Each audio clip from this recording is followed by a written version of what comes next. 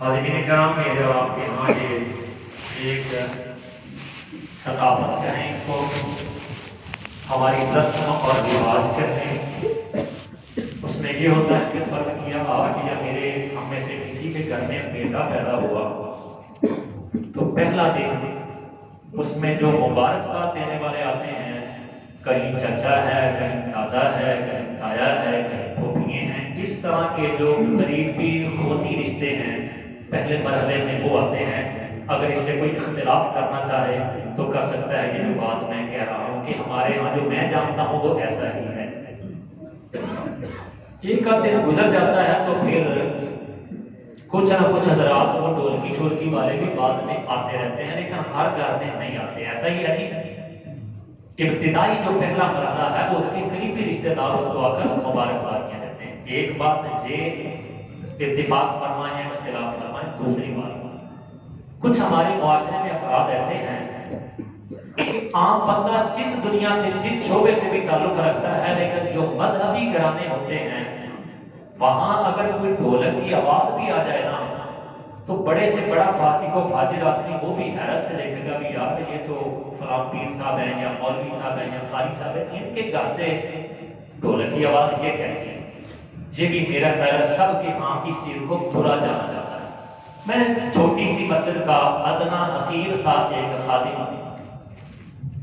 اگر میرے ہاں اولاد نے نا وہ اور میرے جتنے رشتہ دار ہیں جو میرا وفادار ہوگا وہ تحائف لائیں گے، لیکن اپنے ساتھ کوئی گانے بجانے ناچنے والے نہیں لے کر آئیں گے۔ یار ساڈا بھرا امام مسجد تے مولوی صاحب نے تے میرے جڑے یار بیوی ہون گے انہوں نے بھی یہ بھی نہیں یار عزت کا بھی کوئی خیال کرنا۔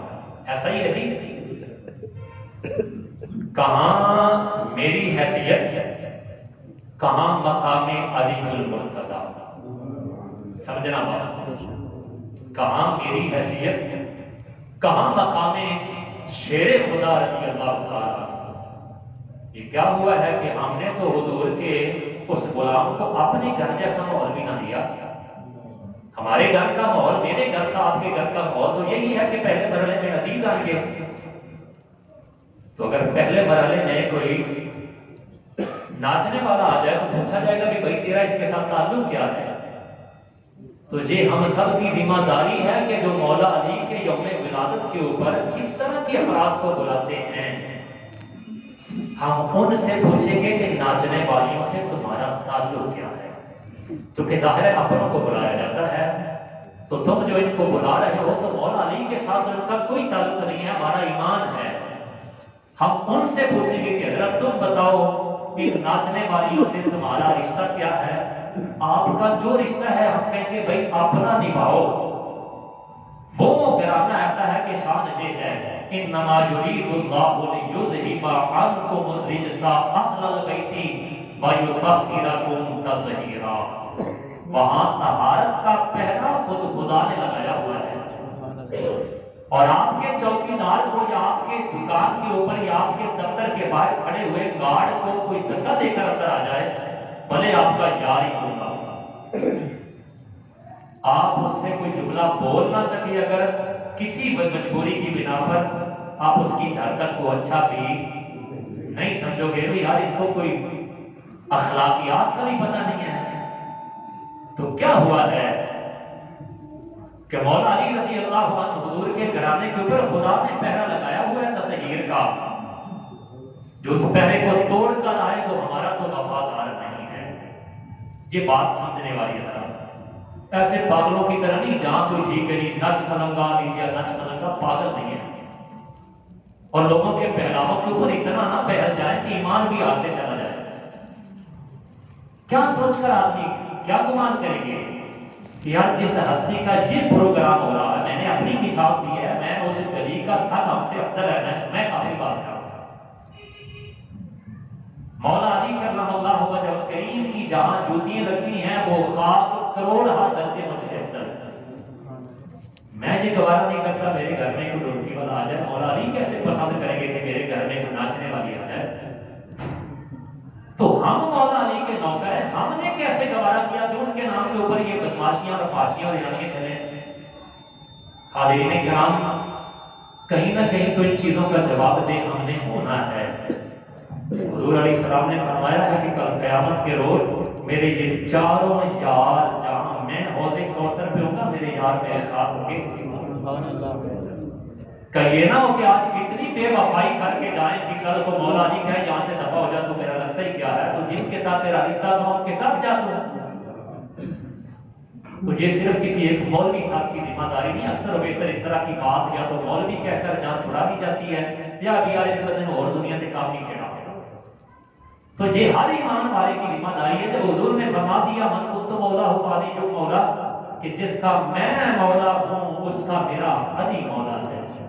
اور انہی محافل کے اوپر یہ جو مولود کعبہ کا فلکسیں لگی ہوئی ہیں نا، اور اوپر کعبہ معظمہ کے متولیوں کی تصویریں بھی آپ کو نظر آئی ہوگی یقیناً، نیچے لکھا ہوا ہے نا مولود کعبہ، تو کعبہ معظمہ کے جو متولی ہیں وہ بھی آپ نے دیکھے ہوں گے کہ کتنے بڑے یہ خانقاہوں کے خانوات حرام خور ہیں۔ تو ہماری اتنی تو ذمہ داری بنتی ہے کہ اس پروگرام میں جائیں نا، اگر ہمارا کوئی جاننے والا بندہ ہے تو ہم اسے کہیں گے خدا کا نام ہے، تو نے ڈانس دیکھنا ہے، تو نے گانا سننا ہے، کوئی دنیا کا اور نام دے دے، حضور علیہ السلام کے آل اور اصحاب کا نام اس کلنگیوں کے لیے استعمال نہ کر۔ اگر تم نہیں بات آنا چاہتا، ساری دنیا میں بہت سارے لوگ کر رہے ہیں، لیکن یار جن کی ساری زندگی ایسے کام میں گزری ہے کہ اپنی جانوں کے نذرانے دے کر تمہارے گھر تک انہوں نے دین پہنچایا ہے، اور تم ان کے گھر سے دین کو باہر نکالنے کی ناکام کوشش کر رہے ہو۔ لیکن چلو تھوڑی دیر تک چسکا یہ نہیں جان چھیڑا مال اللہ ہر جگہ دے۔ تو حاضرین کرام، اس سے بڑی گراوٹ، اس سے بڑی گھٹیا حرکت اور اس سے بڑی کمینگی حضور کی امت میں اور کیا ہو سکتی ہے کہ حضور کے صحابہ کرام، اور جن کو حضور فرمائیں کہ میرا علی میرا پیر ہے، یہ مولا حضور کا فرمان ہے، ہم نے اس اخوت کا بھی خیال نہ کیا، ہم نے ان کی پاک دامیوں کو بھی خیال نہ کیا۔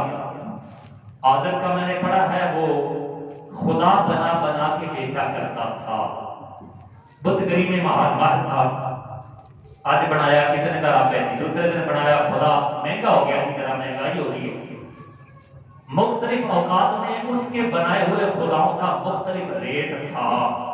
کفر کا زمانہ ہے، وہ خود بناتا تھا، بنا کے بیچتا تھا۔ کتنے کم ظرف ہیں اہل دنیا اس دور کے، جس خدا نے ہمیں بنایا ہم اس کو بھی بیچ رہے ہیں۔